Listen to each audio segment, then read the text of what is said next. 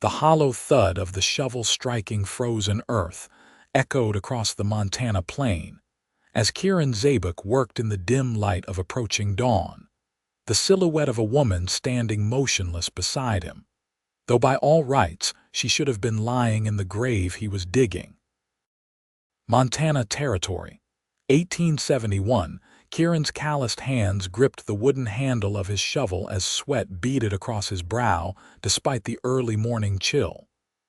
His muscles strained with each thrust into the resistant ground. The grief that had hollowed his chest since losing Margaret 3 days ago now fueled his determination to provide her a proper burial before the sun crested the horizon. The land surrounding Salina was unforgiving in January, the ground nearly frozen solid, but he'd been working since midnight to fulfill his promise. He paused to catch his breath, looking toward the lone figure beside him. Ruby Fletcher stood wrapped in a thick woolen shawl, her auburn hair catching the first hints of light. She hadn't spoken a word since arriving an hour ago, simply watching as he toiled. They both knew what the townsfolk whispered, that it wasn't proper for her to be here, alone with a widower in the pre-dawn hours. But Ruby had never concerned herself with what others thought proper. "You don't have to stay," Kieran said, his voice rough from exertion and lack of sleep. "I promised Margaret," Ruby replied simply.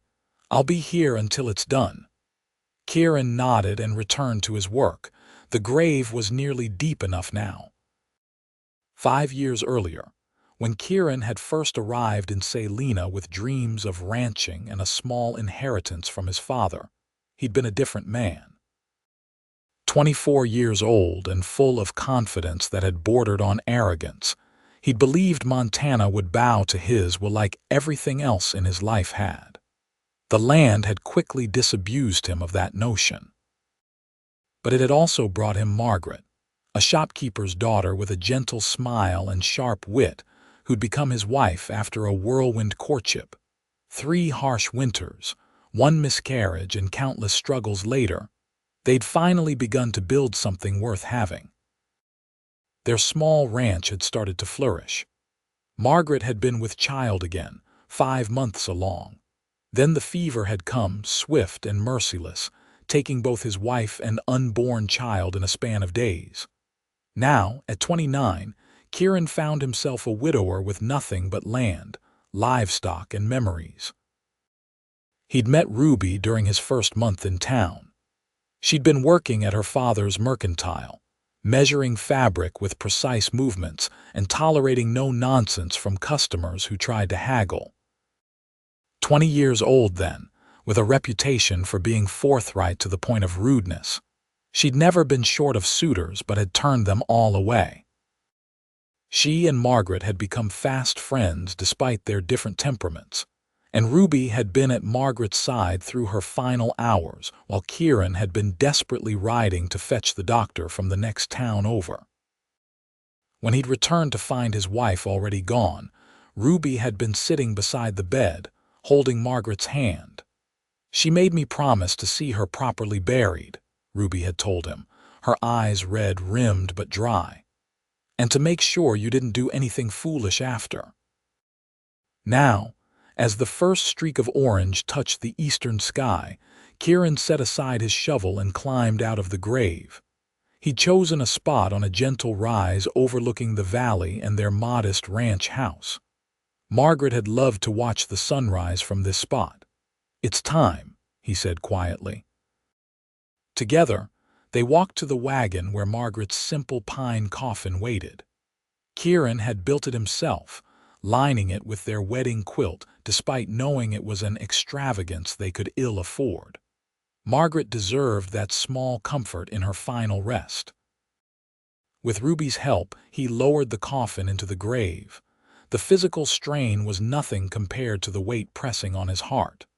When it settled at the bottom, Ruby stepped back and bowed her head. "Would you like to say some words?" she asked. Kieran removed his hat, holding it against his chest. Words had never been his strong suit, and now they failed him completely. I don't know what to say, he admitted. She knew how I felt. I hope that was enough. It was, Ruby assured him. Margaret always said you spoke more with your hands and eyes than most men do with hours of talking. A ghost of a smile touched Kieran's lips. She used to tease me about that. Ruby nodded. She loved that about you. As the sun began to rise in earnest, casting long shadows across the land, Kieran picked up his shovel once more. The first scoop of dirt fell on the coffin with a finality that made him pause.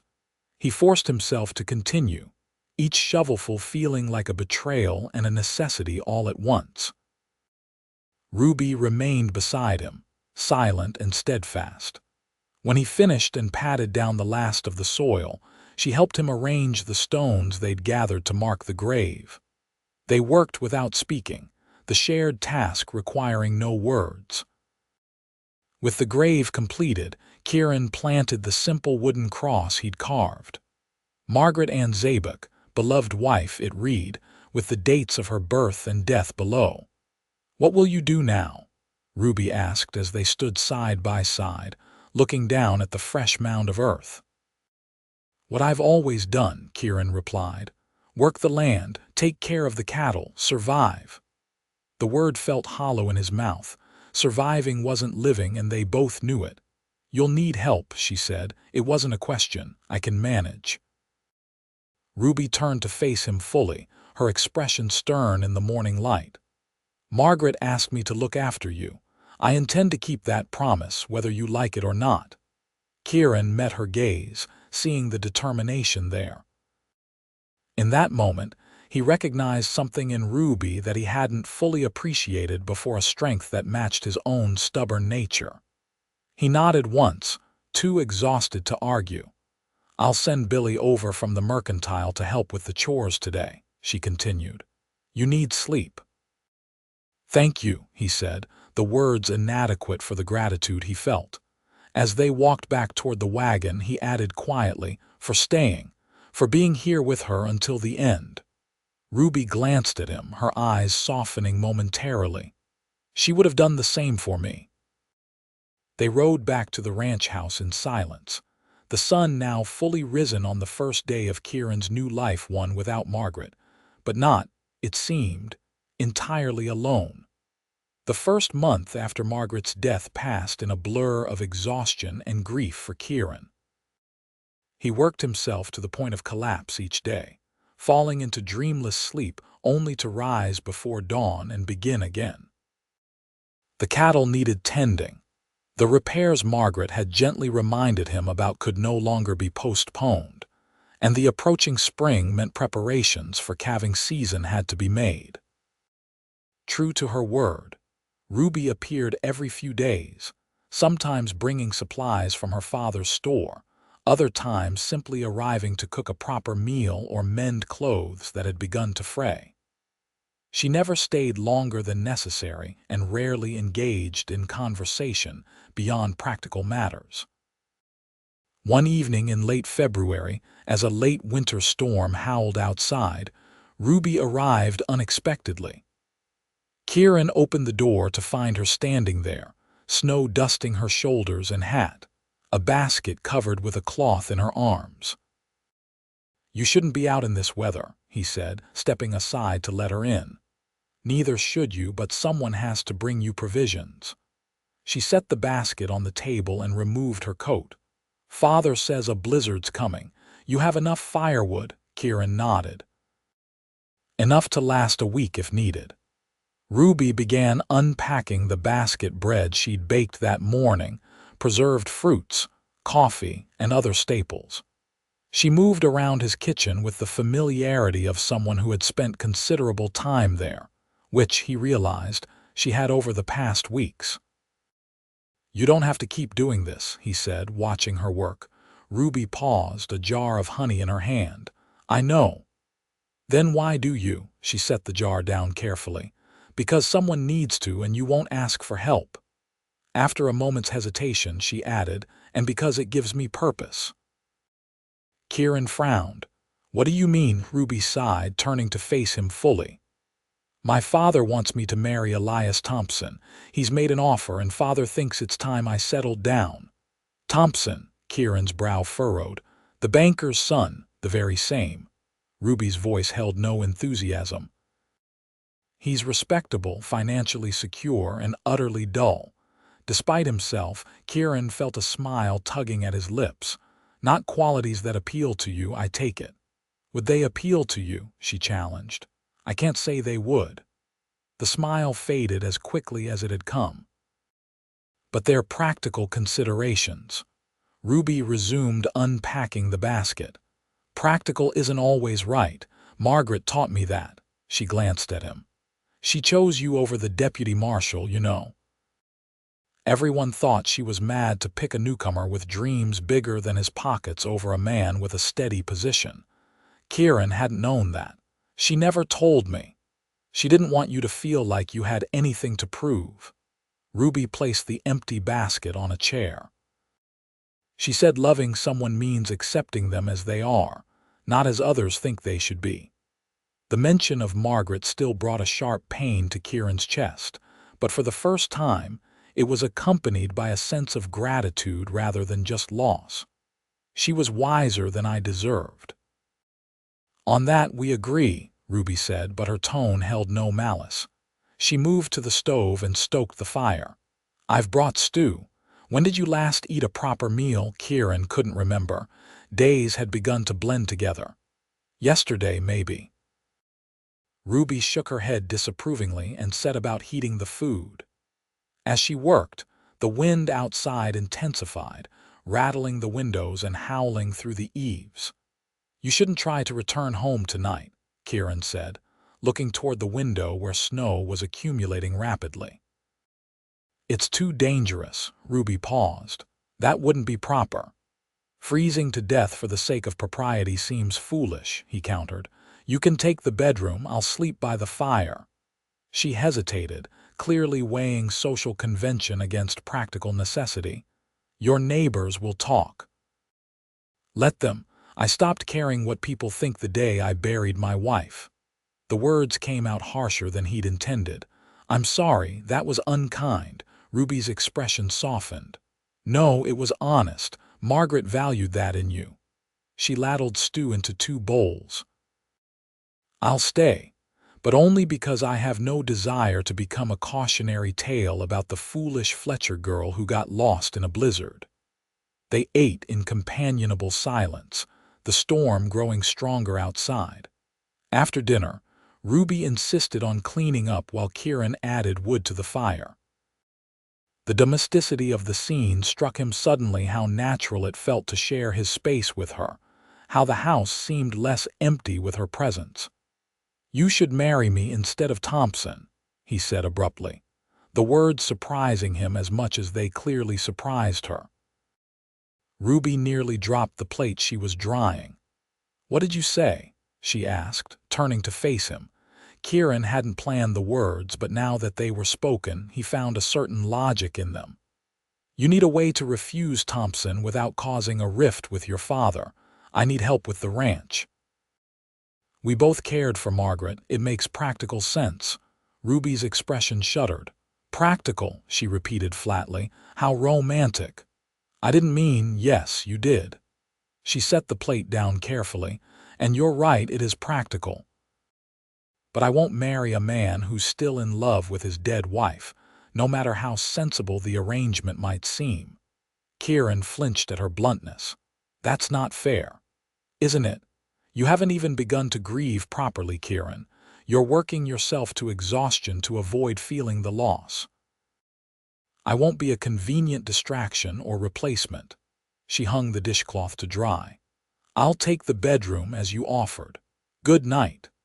She left him standing there, the fire crackling behind him and her words echoing in his mind. He hadn't thought of it as replacing Margaret. The idea seemed absurd. No one could replace her.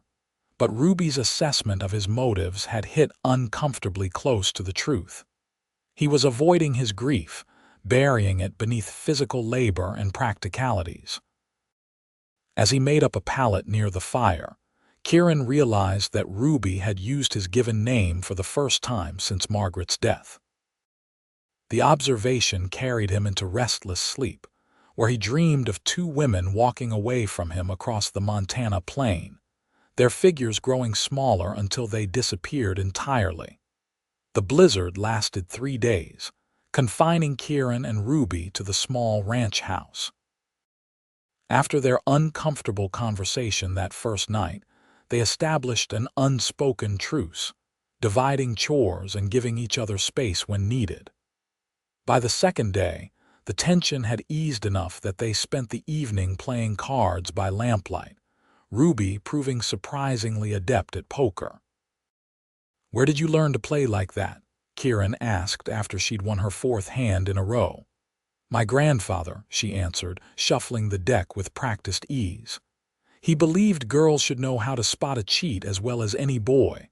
Wise man, he was." A fond smile touched her lips. "He also taught me to shoot, much to my mother's dismay." Kieran raised an eyebrow. "You can handle a gun better than most men in this territory," she said without false modesty. "Grandfather said a woman alone needs to protect herself. Is that why you've turned down all your suitors?" "You prefer being alone," Ruby dealt the cards carefully before answering. "I don't fear being alone. I fear being with someone who doesn't see me clearly."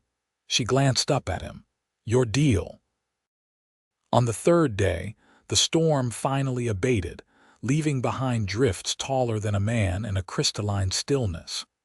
Kieran spent the morning digging out the barn to check on his livestock. To his relief, all had survived the storm. When he returned to the house, Ruby was dressed to leave, her bag packed. "I need to get back," she said. "Father will be worried." Kieran nodded, suddenly reluctant to see her go. The house would be empty again without her presence. "I'll saddle Daisy for you. She handles the snow better than your mare." "Thank you." As he prepared the horse, Kieran found himself thinking about their forced proximity over the past days.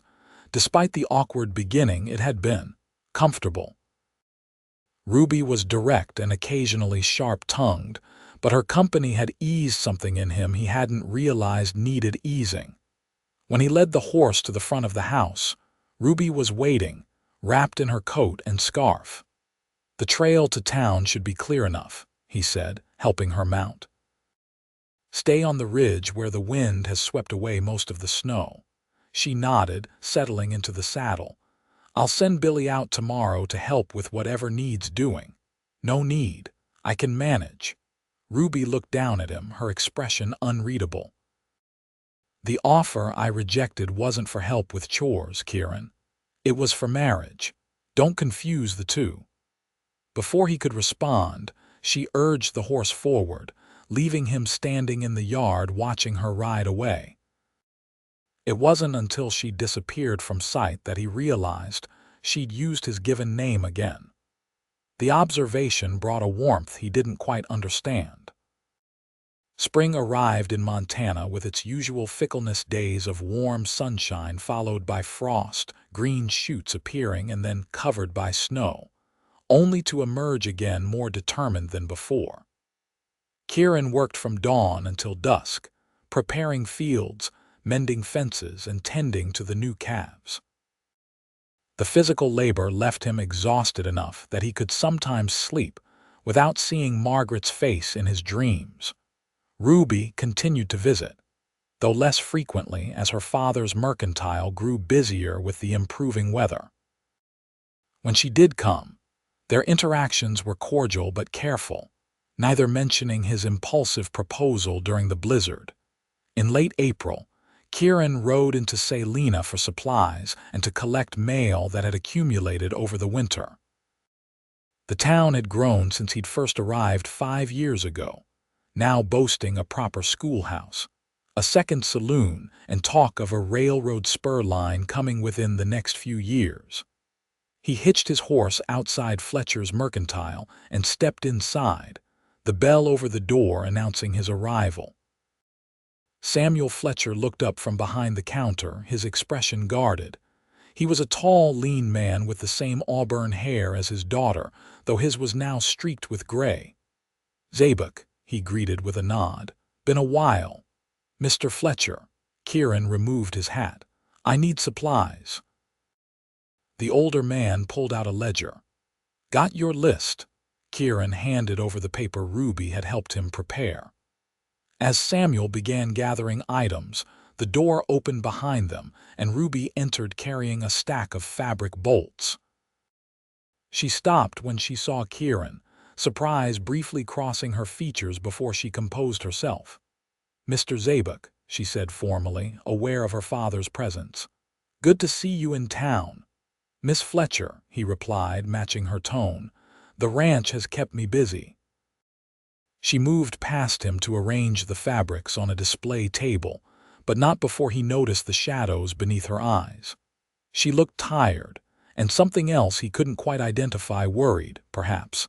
Samuel returned with most of the items on Kieran's list. "We're out of axe handles. New shipment comes next week. I can make do with what I have for now."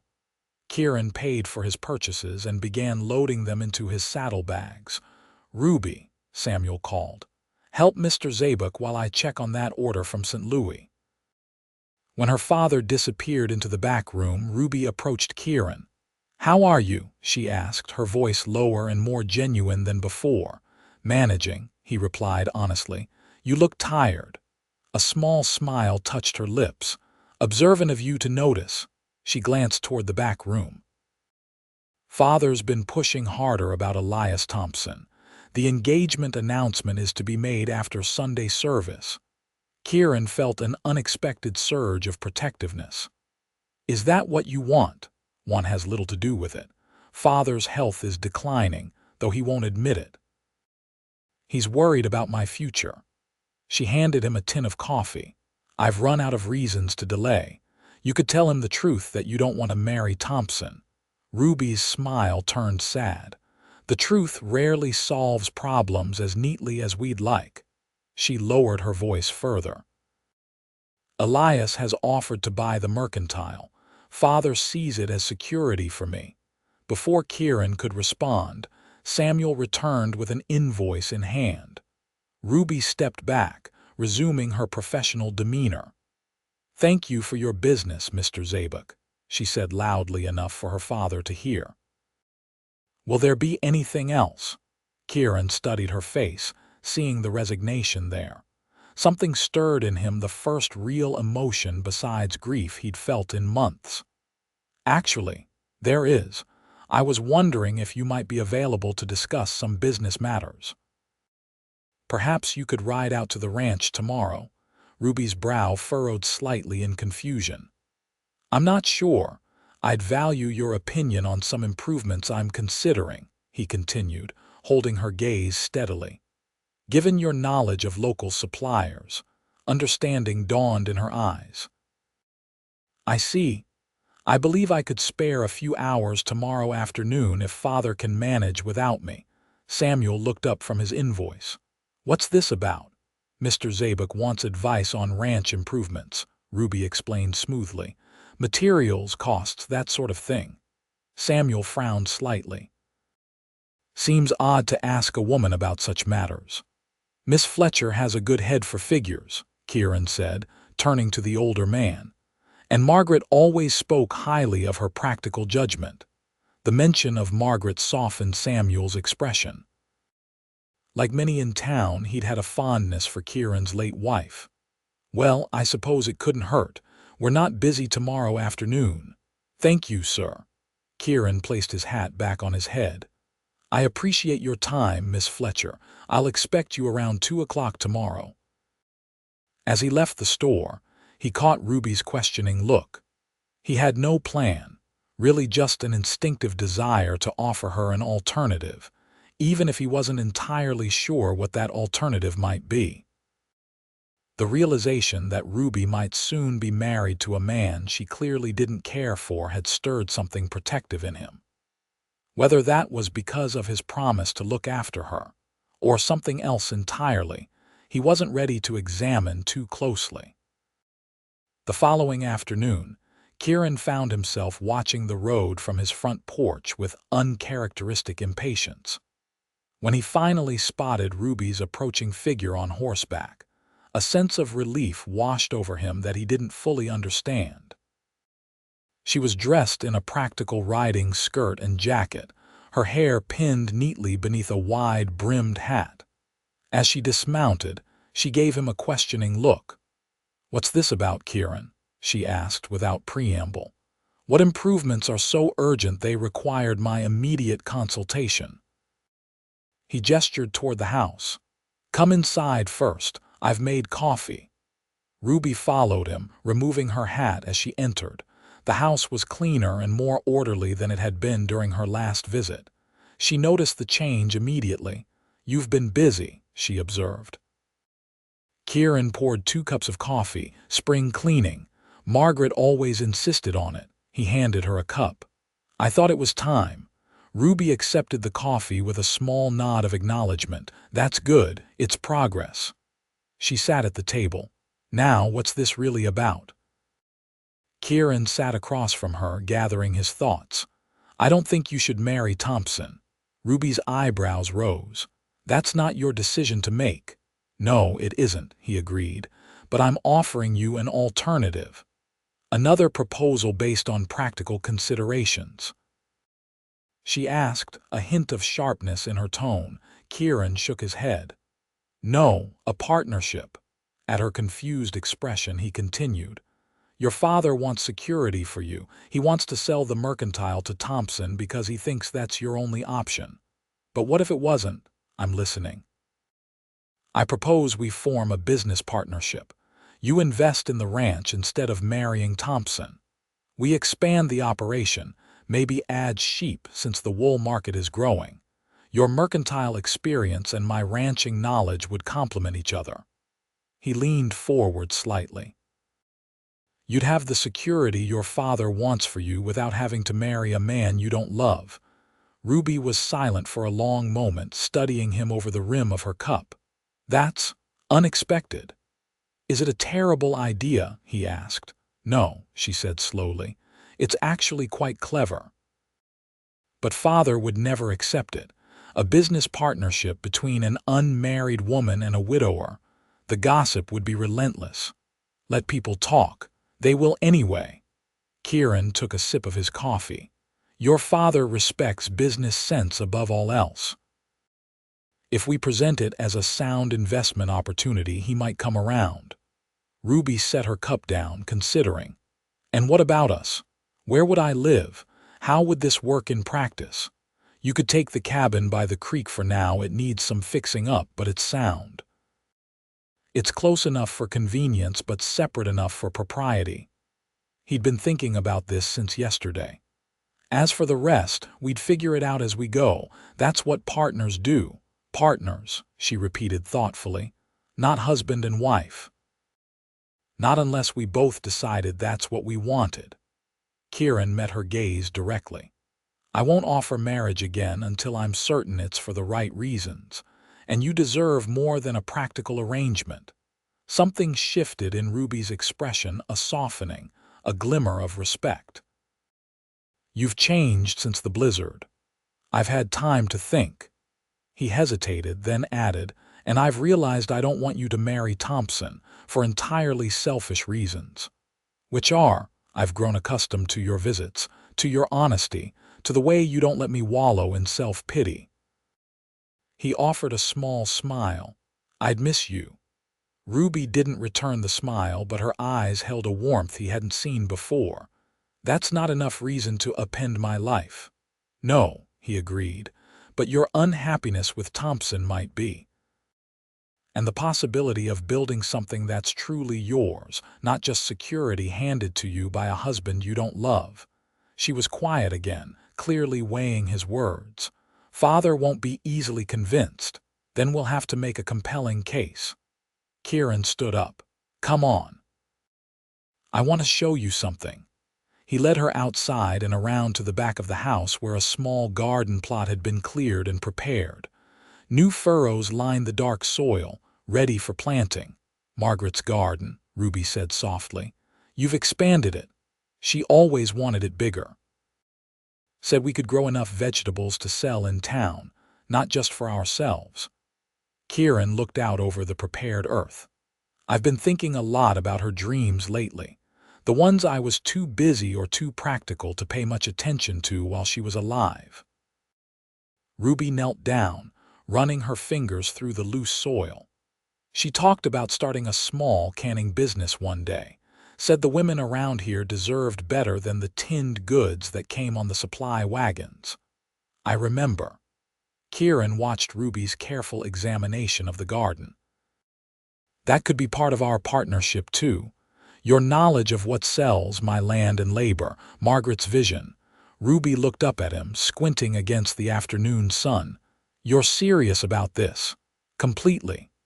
He offered his hand to help her up. When she took it, he was struck by the strength in her grip. Will you at least consider it before you agree to marry Thompson? She didn't release his hand immediately. I'll consider it, but we would need a formal business proposal to present to Father. Numbers, projections, a clear plan. Then let's make one. Kieran felt a spark of purpose he hadn't experienced since before Margaret's death. We have the rest of the afternoon. Ruby nodded, finally letting go of his hand. Let's get to work, partner. The word sounded right somehow, even if the arrangement was unorthodox. As they walked back to the house to begin drafting their proposal, Kieran felt a weight lifting, not the grief of losing Margaret, which he knew would always remain in some form, but the aimlessness that had followed. For the first time in months, he had a direction, a purpose beyond mere survival. And surprisingly, it felt like something Margaret would have approved of. Over the next week, Kieran and Ruby refined their business proposal, meeting whenever she could slip away from the mercantile. They drafted plans for expanding the ranch, calculated costs and potential profits, and mapped out a timeline for implementation. Ruby's head for figures proved invaluable, identifying efficiencies Kieran hadn't considered. Their proposed partnership would begin with Ruby investing her savings money her grandfather had left her in exchange for a 30% share of the ranch. The funds would allow them to purchase additional cattle, begin a modest sheep operation, and renovate the creek cabin for Ruby's use. As the business grew, her share would increase proportionally to her contributions. It's a solid proposal, Ruby said as they reviewed the final document. The numbers make sense. Father will see that. They were sitting at Kieran's kitchen table, papers spread before them. The late April sunshine streamed through the windows, casting a warm glow over their work. Outside, new grass had begun to cover the plains, and wildflowers dotted the hillsides. Spring had fully arrived. When do you want to present it to him? Kieran asked. Ruby gathered the papers into a neat stack. Tomorrow, before Sunday service, before he can announce anything about Elias Thompson. She hesitated. You should be there. Are you sure? He might be more receptive if it comes from you alone. No, she said firmly.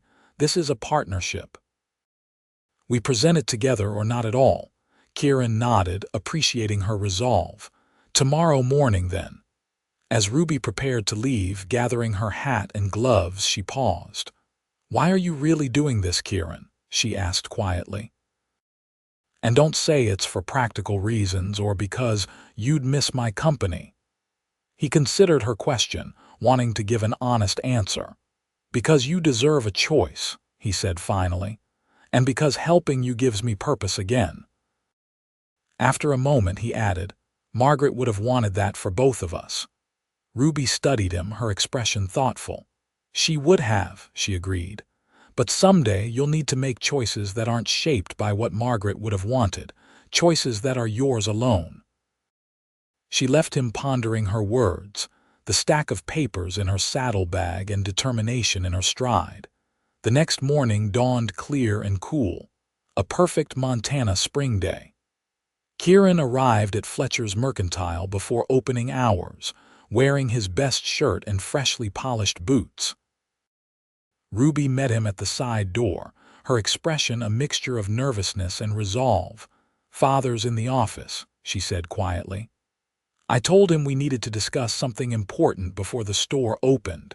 Kieran nodded, adjusting his collar. "You're sure about this?" "More sure than I've been about anything in a long time." She straightened his slightly crooked tie, her fingers lingering briefly. "Thank you for giving me a choice." They found Samuel at his desk, reviewing the previous day's accounts. He looked up as they entered, his expression shifting from welcome to suspicion as he noticed Kieran. "What's this about?" he asked, setting down his pencil. Ruby took a deep breath. "Father, Mr. Zabek and I have a business proposition we'd like to discuss with you." Samuel's eyebrows rose. "Business proposition?" "Yes, sir," Kieran said, stepping forward. "We've prepared a detailed proposal for your consideration." Ruby placed the document on her father's desk. "Before you say anything, please read it thoroughly. We've spent considerable time developing this plan." Samuel looked between them, clearly confused, but picked up the papers. "Sit down, then. This will apparently take some time." They sat in silence as Samuel read, his expression unreadable. Occasionally, he would make a small sound of consideration or surprise. When he finally finished, he set the proposal down and leaned back in his chair. "A partnership," he said flatly, "between my unmarried daughter and a widowed rancher." He looked at Ruby. "What about Elias Thompson? He's offering you security, respectability." "He's offering to buy your store and take me as part of the bargain," Ruby replied evenly. "This partnership offers me independence, a business of my own, and the chance to build something meaningful." Samuel frowned. "People will talk." "They always do," Kieran interjected. "But the numbers in that proposal are sound. You're a businessman, Mr. Fletcher. Can you honestly say Thompson's offer is better from a financial perspective?" Samuel drummed his fingers on the desk. "No," he admitted reluctantly. "Your projections are ambitious but not unreasonable." He turned to Ruby. "But where would you live? A young woman can't stay alone on a ranch with a man who isn't her husband." "The creek cabin," Ruby said. "We've included renovation costs in the proposal. It's a quarter-mile from the main house, close enough for safety, far enough for propriety." "And Mrs. Henderson from church has agreed to stay with Ruby until the cabin is ready," Kieran added. "We've thought this through, sir." Samuel studied them both. "This isn't just about business, is it?" he asked shrewdly. "There's something else between you two." Ruby met her father's gaze steadily. Mutual respect, shared goals, and yes, friendship. She reached over and briefly touched Kieran's arm. "Margaret brought us together. This partnership honors her memory while giving us both a future." Samuel sighed heavily. "You've always been stubborn, just like your mother." He picked up the proposal again, flipping through the pages. "The sheep operation is a good idea. I've had customers asking for local wool." Hope flickered in Ruby's eyes. "Then you'll consider it." "I'll do more than consider it," Samuel said, his expression softening. "I'll support it on one condition." "What condition?" Kieran asked warily. "That you both understand what you're really building here." Samuel looked between them meaningfully. "Partnerships of this nature have a way of becoming more than business arrangements. When that happens, not if, when you come to me immediately and we discuss a proper marriage. I won't have my daughter's reputation compromised, no matter how sound your business plan is." Ruby's cheeks colored slightly. "Father, that's my condition," Samuel interrupted firmly. "Take it or leave it." Kieran glanced at Ruby, seeing the mixture of embarrassment and relief on her face. "We accept your condition, Mr. Fletcher," he said, extending his hand across the desk. "You have my word." Samuel shook his hand with a firm grip. "Good. Now, who's going to tell Elias Thompson that his plans have changed?" Ruby smiled for the first time since they'd entered the office. "I believe that responsibility falls to me." She stood and embraced her father. Thank you for trusting me. I trust your head for business, Samuel replied, returning the embrace. It's your heart I worry about. He looked over her shoulder at Kieran. Both of your hearts. As they left the mercantile, Ruby let out a long breath. That went better than I expected. Kieran nodded, relief washing through him. Your father is a reasonable man. He's a pragmatist. The numbers convinced him more than our arguments about choice and independence. She glanced at Kieran. Are you comfortable with his condition? Kieran considered the question. Are you? I asked first, she countered with a small smile. I think, he said carefully, that it's a reasonable precaution from a father who cares about his daughter. And I think that whatever develops between us, business or otherwise, should happen naturally, without pressure from others.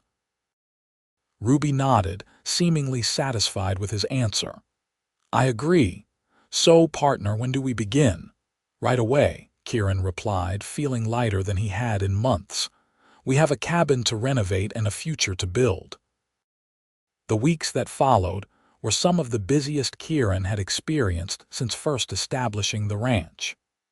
Ruby moved into the main house temporarily, with Mrs. Henderson, a cheerful widow from church, serving as chaperone, while they worked together to renovate the creek cabin. Word of their business partnership spread quickly through Salina, generating exactly the kind of gossip Samuel had predicted. Mrs. Wilkins actually crossed the street to avoid me yesterday, Ruby reported with more amusement than offense as they installed new windows in the cabin. And Reverend Porter has hinted 3 times that he'd be happy to perform a marriage service on short notice. Kieran handed her another nail.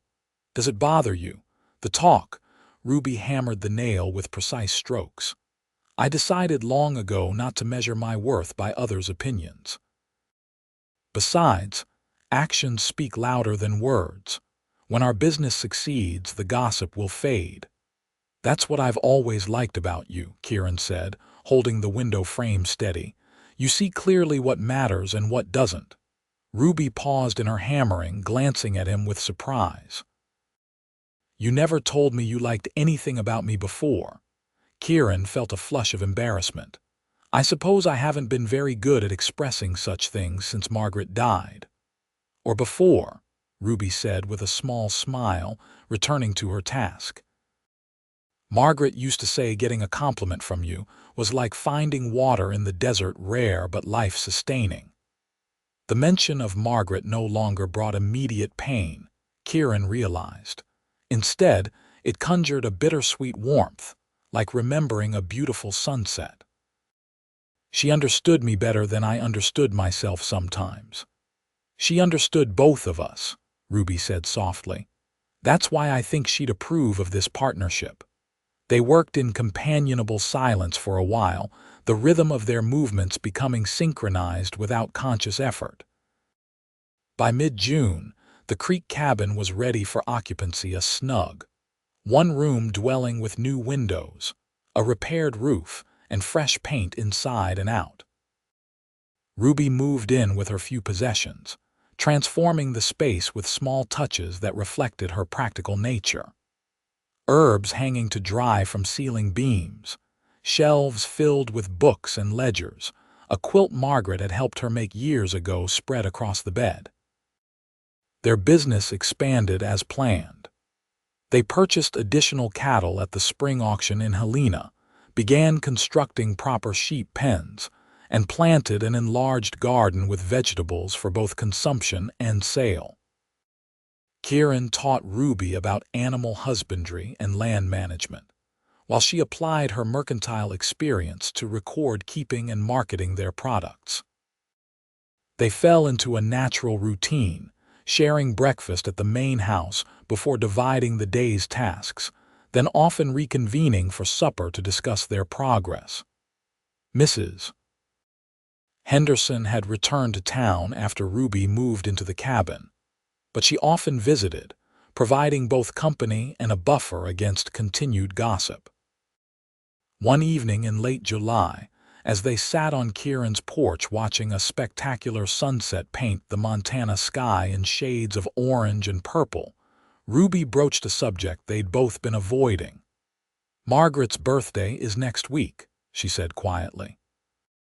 Kieran nodded, his hands stilling on the bridle he'd been mending. "August 4th. I thought we might do something to mark the occasion, something she would have enjoyed." Ruby's voice was gentle but firm, not to dwell in sadness but to celebrate her. The suggestion touched Kieran deeply. Most people in town avoided mentioning Margaret around him, as if speaking her name might shatter him. Ruby never shied away from such conversations. "What did you have in mind?" he asked. "A picnic by the creek. She always loved it there." Ruby tucked a strand of hair behind her ear. "We could invite your neighbors, the Hendersons, maybe my father, people who cared about her, share stories, remember her laughter." Kieran set aside the bridle. "She would have liked that." He looked out at the fading sunset. "Sometimes I worry I'm forgetting her. Not the big things, but the small details, the exact sound of her laugh, the way she'd hum while working." "That's natural," Ruby said. "Memory softens with time, but when we share stories, we keep parts of her alive in different ways." She hesitated, then added, "And it's all right to be happy again, Kieran. Margaret would want that for you." He glanced at her, struck by the sincerity in her expression. "You've never been afraid to tell me hard truths, have you?" "Someone has to," she replied with a small smile. "You're too stubborn to see them otherwise." The picnic on Margaret's birthday proved to be exactly what Kieran needed, a chance to remember his wife with joy rather than just sorrow. Neighbors and friends gathered by the creek, bringing dishes Margaret had favored and sharing anecdotes that had Kieran alternating between laughter and quiet reflection. Ruby had decorated the area with wildflowers, and Samuel Fletcher brought a small apple tree to plant in Margaret's memory. As the day wound down and guests began to leave, Kieran found himself standing beside the newly planted tree with Ruby. "Thank you for this," he said simply. "It was perfect." Ruby nodded, watching the setting sun glint off the creek water. She deserved to be remembered with joy. Impulsively, Kieran reached for her hand, squeezing it briefly. "You're a good friend, Ruby Fletcher." She returned the pressure before gently withdrawing her hand. "So are you, Kieran Zabek, more than I expected." The moment felt significant somehow, though Kieran couldn't have explained exactly why. All he knew was that for the first time since burying Margaret, he felt truly at peace, grateful for the love they had shared, and open to whatever the future might hold.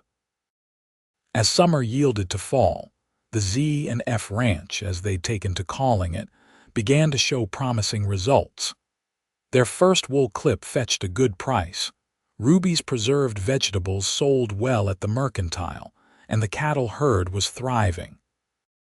The partnership that had begun as an alternative to an unwanted marriage had developed into a successful business and a deep friendship. Ruby proved to be an astute business partner, identifying new opportunities and efficiencies that Kieran might have overlooked. Her regular column in the Salina Weekly Chronicle about ranch life and home economics had garnered a following, bringing additional income and raising awareness of their products. Kieran found himself admiring her resourcefulness and determination more each day. In late September, as they prepared for the fall cattle drive to the railhead in Helena, disaster struck. A sudden thunderstorm spooked the herd while they were moving the cattle to a lower pasture. In the ensuing stampede, Kieran was thrown from his horse and nearly trampled. Ruby, who had been riding alongside, managed to divert the leaders of the herd at the last moment, preventing the worst of the damage. She found Kieran lying motionless in the tall grass, blood seeping from a gash on his forehead. With strength born of desperation, she somehow got him onto her horse and back to the ranch house. The local doctor was fetched from town, diagnosing a concussion, 3 broken ribs and a dislocated shoulder, but nothing life-threatening. He needs complete rest, Dr. Wilson instructed Ruby. No work for at least 2 weeks. Someone should stay with him for the first few days, watch for signs of worsening. I'll stay, Ruby said without hesitation. The doctor raised an eyebrow. Mrs. Henderson can join me during the day if necessary for propriety's sake, Ruby interrupted firmly. But I'm not leaving him alone at night when his condition could worsen. Dr. Wilson sighed. The gossips in town will have a field day. Let them, Ruby replied, her tone brooking no argument. Kieran nearly died saving our herd. I think that matters more than idle talk. After the doctor left, Ruby moved efficiently around the house, preparing for her temporary residence. She made up a pallet in the main room, positioning it near Kieran's bedroom door so she could hear if he needed assistance during the night. Then she sat beside his bed, bathing his forehead with cool water and watching for any sign of distress. Kieran drifted in and out of consciousness, aware of Ruby's presence but unable to fully focus. Each time he opened his eyes, she was there, sometimes reading by lamplight, sometimes dozing in the chair beside him, but always present. On the second night, he woke more lucid, the worst of the concussion symptoms having subsided. Ruby was asleep in the chair, her head at an uncomfortable angle that would surely leave her neck stiff by morning. In the soft glow of the banked fire, her features looked younger, more vulnerable than they did in daylight. "Ruby," he whispered. She woke instantly, leaning forward. "You're awake." "How do you feel?" "Like I argued with a stampede and lost," he managed, wincing as he tried to shift position. "How bad is it?" "Bad enough," she replied, helping him take a sip of water, "but not as bad as it could have been." "The herd. Safe in the lower pasture," she assured him. "Billy Cooper and the Henderson boys have been helping. We only lost 2 head. Relief washed over him. "And you're all right," Ruby nodded. "I wasn't the one playing chicken with 2,000 pounds of frightened beef." Despite his pain, Kieran chuckled, then immediately regretted it as his ribs protested. "Wasn't exactly my plan. I should hope not." Ruby's attempt at sternness was undermined by the concern in her eyes. "You scared me, Kieran, when I saw you lying there." He reached for her hand, his movements slow and careful. "Thank you for saving the herd, for getting me home, for staying." Ruby's fingers curled around his. "Where else would I be? We're partners, remember." The simple declaration held a depth of meaning that extended far beyond their business arrangement. As their eyes met in the dim light, Kieran recognized that their partnership had evolved into something neither of them had fully anticipated. Something that would soon require acknowledging Samuel Fletcher's prescient condition. "You should get some real sleep," he said finally. "That chair will cripple you." Ruby squeezed his hand before releasing it. "I'm fine. I promised Dr. Wilson I'd watch over you." "At least use the other side of the bed," Kieran suggested. "I'm too injured to be a threat to your virtue, and you need proper rest if you're managing everything alone." Ruby hesitated, clearly weighing propriety against practicality. "I suppose that makes sense," she conceded eventually. "But only until you're out of danger." She moved around to the empty side of the bed and lay down carefully on top of the quilt, maintaining a respectful distance. Despite the pain of his injuries, Kieran found comfort in her proximity. The last thing he remembered before drifting back to sleep was the sound of her steady breathing beside him. During the following days, as Kieran's strength gradually returned, their routine adjusted to accommodate his recovery. Ruby managed the ranch operations during the day with help from hired hands, then returned to care for Kieran in the evenings.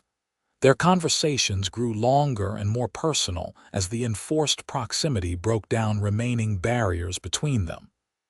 Did you always want to be a rancher?" Ruby asked one evening as she changed the bandage on his forehead. Kieran considered the question. "Not always. My father was a carpenter in Pennsylvania. I thought I'd follow in his footsteps." "What changed?" "The war," he said simply. After serving with the Union cavalry, going back to a workshop felt too confining. I needed space, open sky. He glanced up at her. "What about you? Did you dream of running a mercantile?" Ruby's hand stilled momentarily. "No, I wanted to be a teacher." At his surprised look, she continued, "I even attended a term at the women's seminary in Denver. But then Mother died, and Father needed help with the store and my younger sisters." "I didn't know you had formal education," Kieran said, "or that you wanted to teach." "There are many things we don't know about each other, despite our partnership." Ruby finished securing the bandage. "Maybe that's changing now." By the end of 2 weeks, Kieran was able to move around the house without assistance, though Dr. Wilson insisted on another week before he returned to ranch work.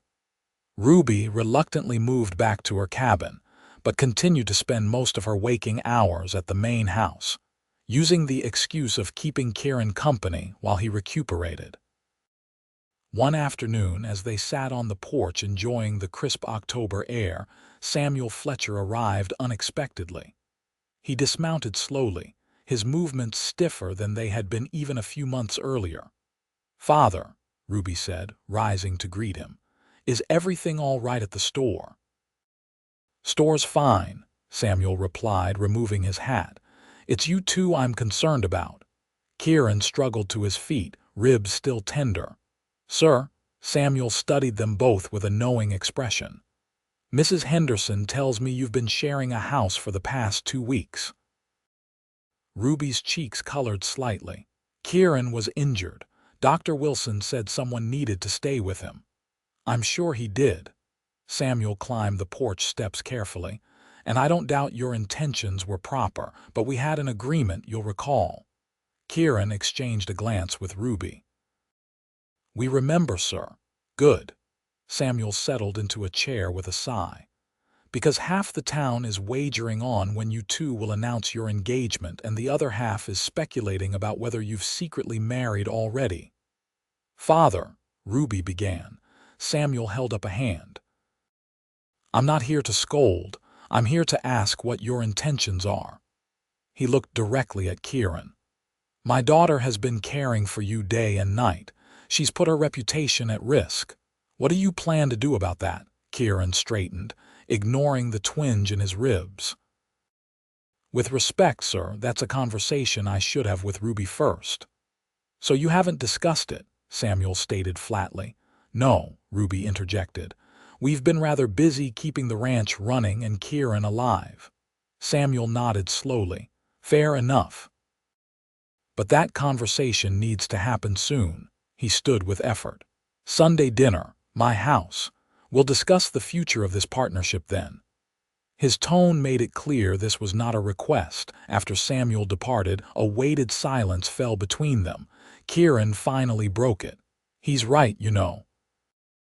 We should talk about this." Ruby nodded, her expression unreadable. "Yes, we should, but not now, not because my father demanded it."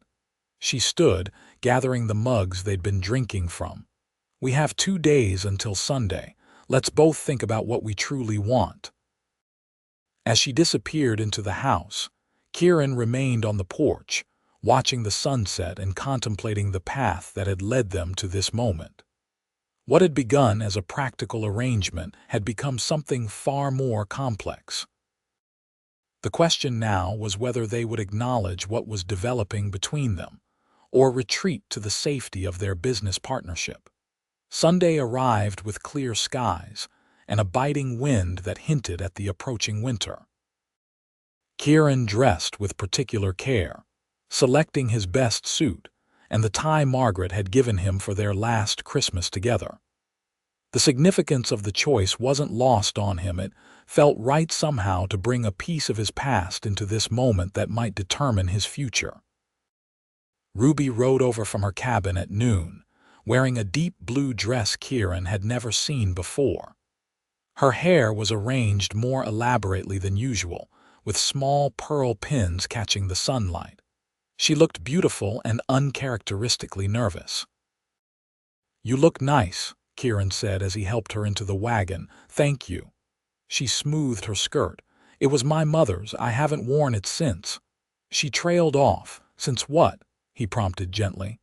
"Since I thought I might be marrying Elias Thompson," she admitted. It seemed appropriate for important occasions.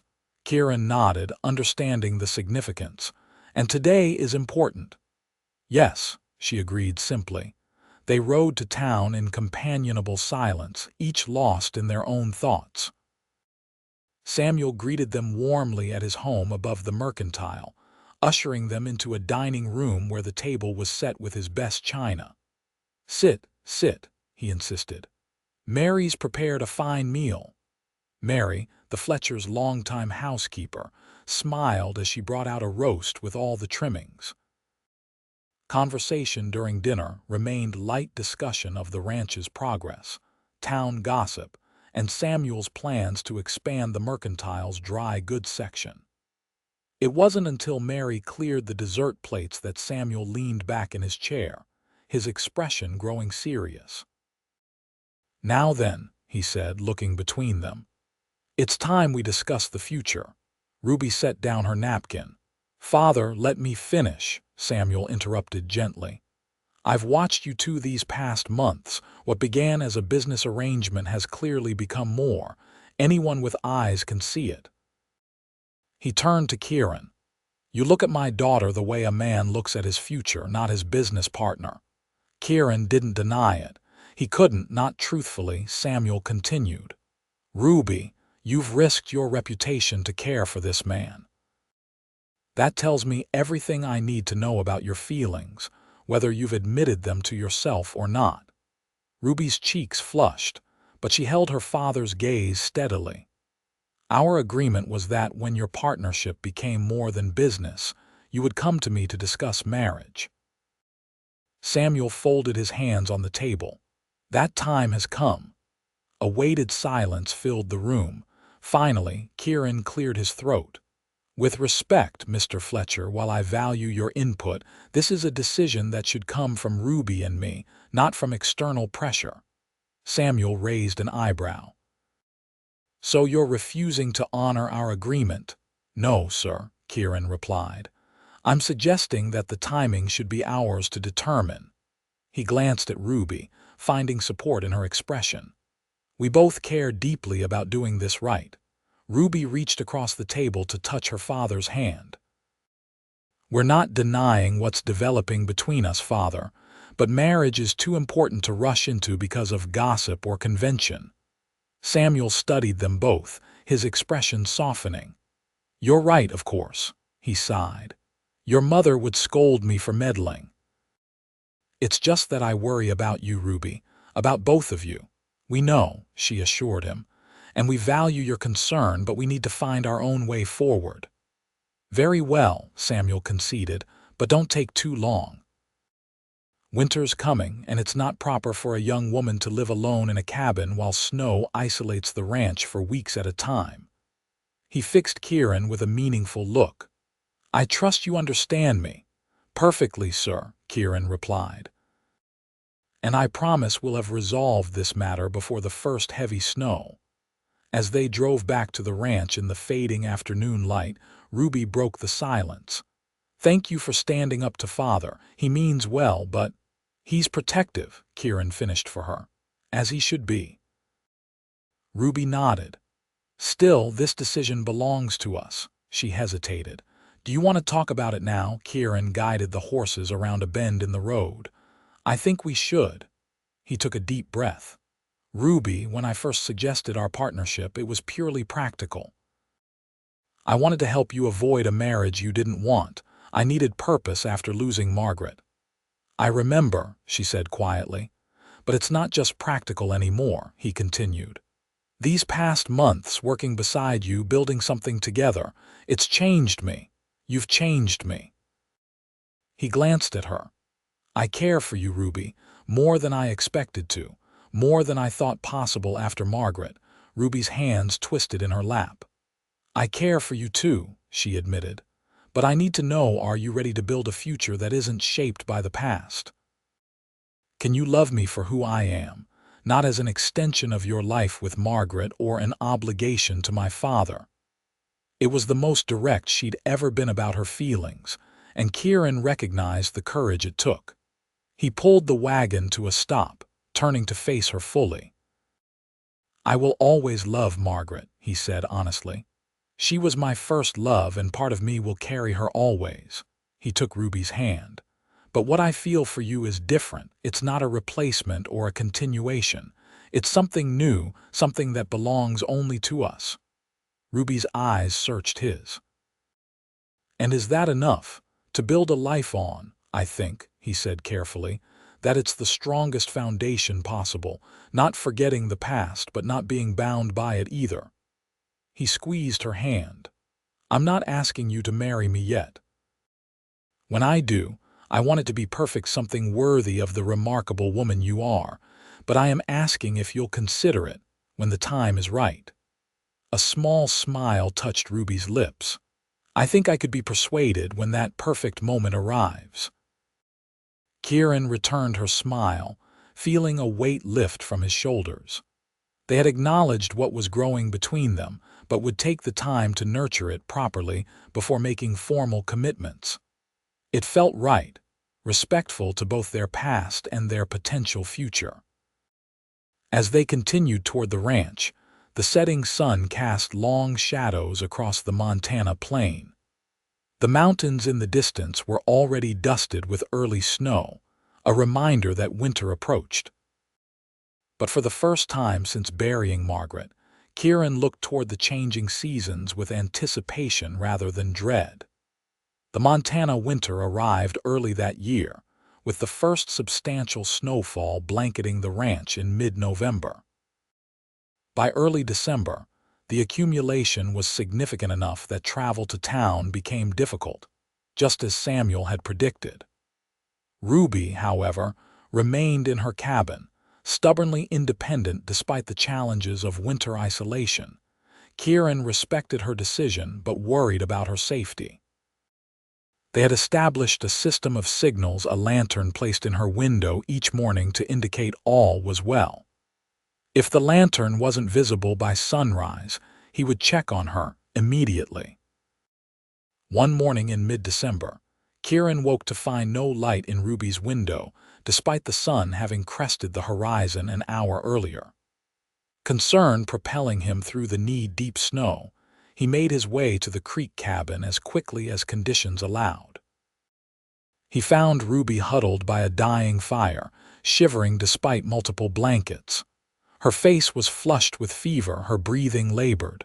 "How long have you been ill?" he asked, immediately stoking the fire and putting water to boil. "Since yesterday afternoon," she admitted weakly. "Thought I could manage." Kieran felt her forehead, alarmed by the heat radiating from her skin. "This isn't something to manage alone, Ruby. You need the doctor." "Can't get to town in this snow," she protested. "Then you're coming to the main house where I can care for you properly." His tone brooked no argument. "Can you walk if I support you?" Ruby attempted to stand but swayed dangerously. Without hesitation, Kieran lifted her into his arms, blankets and all. Despite his still healing ribs, he carried her through the snow to the ranch house, settling her in his bed where the fire was already well established. Over the next 3 days, Kieran rarely left her side, applying cold compresses to reduce her fever, ensuring she took small sips of water, and preparing the herbal remedies Margaret had taught him for respiratory ailments. When Ruby's fever finally broke on the 4th day, his relief was profound. "You should have been a doctor," she murmured, her voice hoarse but her eyes clearer than they had been since falling ill. Kieran smiled, helping her sit up to take some broth. "I had a good teacher. Margaret caught every illness that passed through the territory. I learned out of necessity." Ruby accepted the broth gratefully. Thank you for taking care of me. Of course. He hesitated, then added, when I saw your lamp wasn't lit that morning. It scared me, Ruby, more than I can say. She met his gaze, understanding the depth of feeling behind his words. I'm sorry. I should have signaled for help sooner. Yes, you should have. He tucked the blanket more securely around her. Your independence is one of the things I admire most about you, but sometimes strength means knowing when to lean on others. Ruby's lips curved in a small smile. A lesson I'm apparently still learning. As December progressed and Ruby regained her strength, she remained at the main house. They didn't discuss the arrangement explicitly, it simply evolved naturally, with Ruby occupying the small second bedroom that had once been intended for a child. Mrs. Henderson had managed to visit twice when the weather permitted, providing a veneer of propriety to their living situation, though they all knew the arrangement would raise eyebrows in town. On Christmas Eve, Kieran returned from checking the livestock to find Ruby decorating a small pine tree she had somehow managed to cut and bring inside during his absence. Where did that come from? He asked, stomping snow from his boots at the door. The North Ridge, she replied, hanging paper stars she'd cut from old newspaper. I thought we deserved some Christmas cheer. Kieran moved to help her, reaching the higher branches she couldn't easily access. It's perfect. They worked in companionable silence until the tree was fully decorated with their makeshift ornaments and a few precious glass baubles Ruby had brought from her father's store before the heavy snows. I have something for you, Kieran said when they'd finished. Wait here. He disappeared into his room, returning with a small wooden box. I've been working on this when you were asleep. It's not fancy, but... Ruby opened the box to find a delicately carved hairpin in the shape of a wild rose, stained a deep auburn that matched her hair. Kieran, she breathed, lifting it carefully. It's beautiful. My father taught me basic carving, he explained, suddenly self-conscious. I haven't done much since he died, but I wanted to make something special for you. Ruby immediately removed one of her plain pins and replaced it with his gift. How does it look? Perfect, he said softly. Like it was made for you. She smiled, touching the carving gently. Because it was. She turned to the small cabinet by the window. I have something for you too. From the cabinet, she retrieved a package wrapped in brown paper and tied with twine.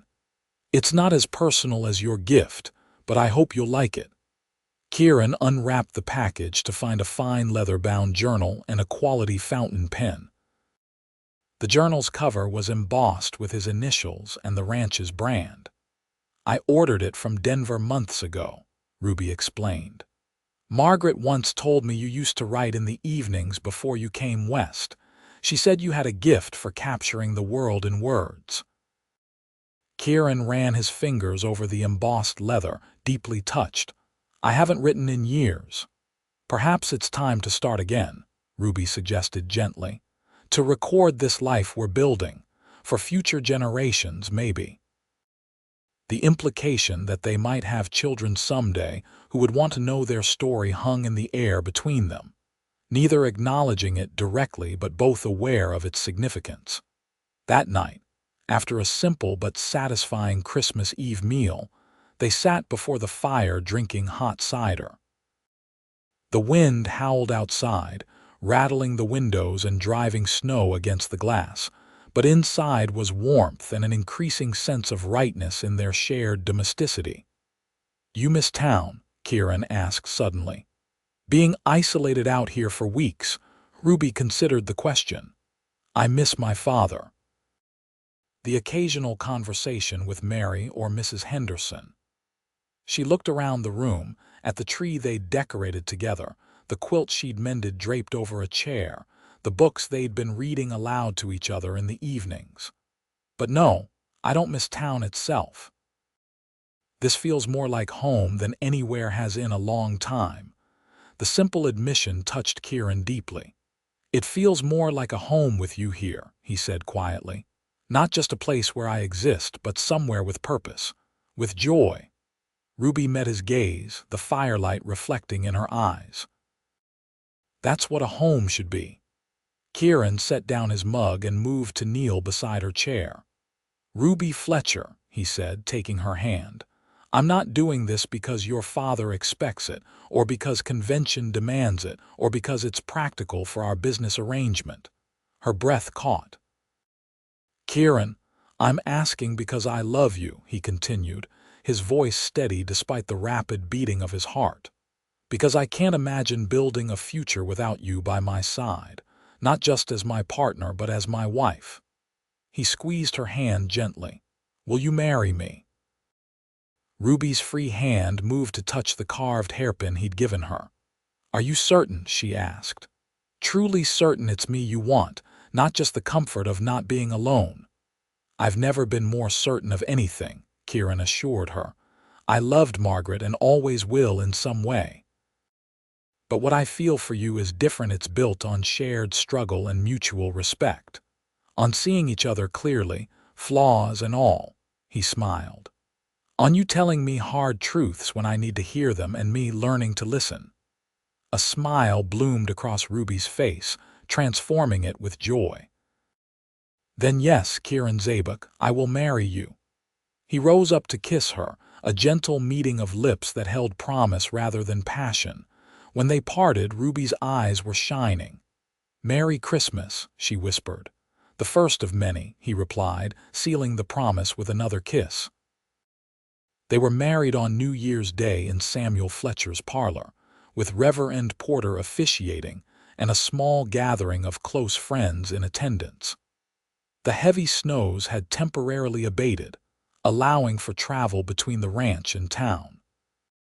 Ruby wore her mother's blue dress, now altered slightly to suit her figure, and adorned with a lace collar Margaret had crocheted for her years earlier.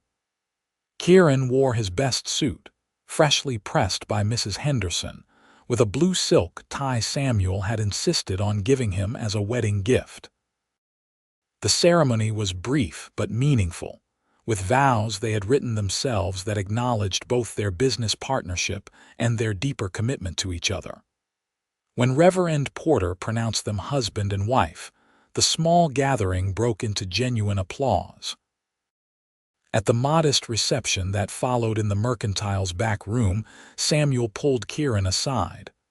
"I was wrong to push you," the older man admitted. "You needed to find your own time. Ruby was right about that." He clapped Kieran on the shoulder.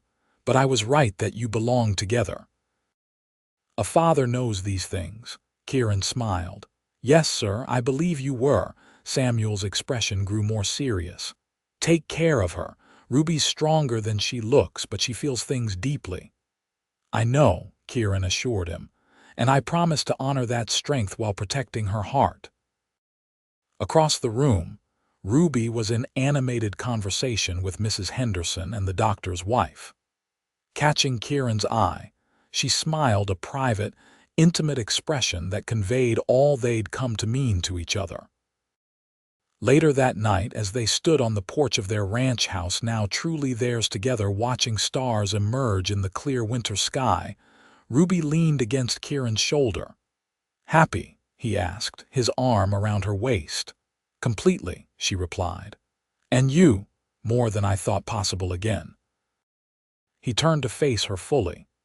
"Thank you for standing beside me when I was at my lowest, for seeing something worth salvaging." Ruby touched his face gently. "We salvaged each other, I think." As they went inside to begin their life together, Kieran reflected on the journey that had brought them to this moment. From the grief-stricken man who had buried his wife at dawn to the husband beginning a new chapter with a woman who had first been his friend, then his partner, and now his wife. It wasn't the life he had imagined for himself when he first came to Montana, but standing in the warmth of their home with Ruby beside him, he knew it was exactly the life he was meant to have. Spring 1872 arrived with the promise of new beginnings. The ranch flourished under Kieran and Ruby's combined care, their partnership stronger now that it encompassed all aspects of their lives. They had expanded the sheep operation, established regular deliveries of wool and preserved goods to nearby settlements, and begun construction on a larger barn to accommodate their growing livestock. Ruby's column in the Chronicle had gained such popularity that the editor in Helena had offered to syndicate it to newspapers throughout the territory. Her practical advice on homesteading, combined with occasional poetic observations about the changing seasons, resonated with readers facing similar challenges and joys. Kieran had returned to writing as well, filling the journal Ruby had given him with accounts of their daily life, reflections on the land, and occasionally, memories of Margaret that he wanted to preserve. The act of writing had become a form of meditation for him, a way to process the past while fully engaging with the present. One evening in late April, as they sat on the porch watching the sunset, Ruby turned to Kieran with an expression he had come to recognize as her important news face. "I visited Dr. Wilson today while you were at the lumber mill," she said, her voice carefully neutral though her eyes betrayed her excitement. Kieran set down his coffee mug. "Are you unwell?" "No," she said, a smile finally breaking through her composed expression. "Quite the opposite. I'm expecting a child." Joy surged through Kieran, momentarily rendering him speechless. When he found his voice, it was thick with emotion. "A child, you're certain?" Ruby nodded. "Dr. Wilson confirms it. The baby should arrive in late November." Kieran gathered her into his arms, holding her close. "Ruby, that's wonderful news." She returned his embrace, but he felt a slight tension in her body. Pulling back to see her face, he asked, "What is it? Are you worried?" Ruby bit her lip.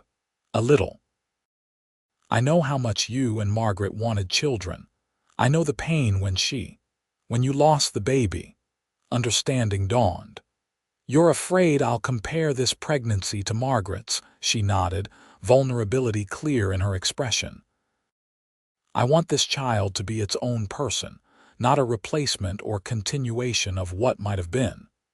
Kieran took her hands in his. "Listen to me, Ruby Zabek. This child, our child, will never be anything but exactly who they are meant to be.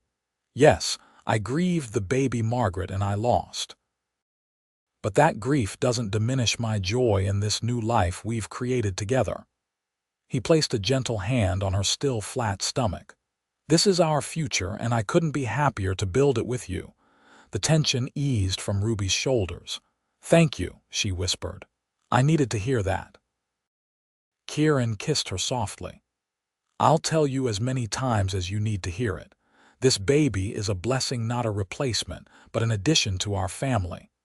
A family that includes Margaret's memory, but is wholly our own creation." As the months passed and Ruby's pregnancy progressed, Kieran found himself falling even more deeply in love with his wife. Her practical nature remained unchanged. She continued to manage the ranch accounts, write her column, and oversee the vegetable garden until her advancing condition made such work impractical. But there was a new softness to her as well, a quiet wonder as she felt their child move within her. In preparation for the baby's arrival, they converted the small second bedroom into a nursery.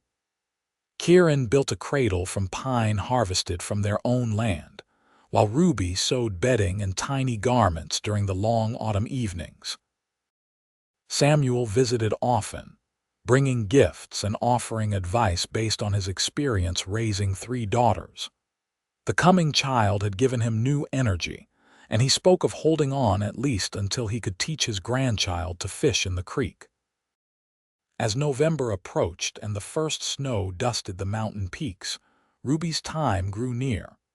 Dr. Wilson had arranged to stay in Salina during her final weeks, not wanting to risk being unavailable when labor began. Mrs. Henderson moved temporarily into the creek cabin to provide assistance when needed.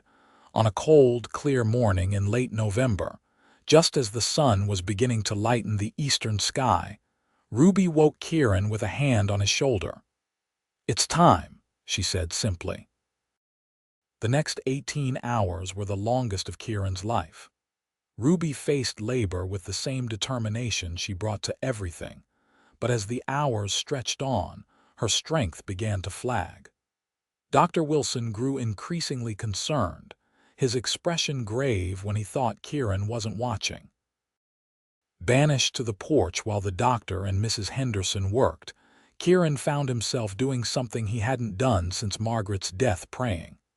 Not formal prayers from his childhood church, but desperate, heartfelt pleas to whoever might be listening.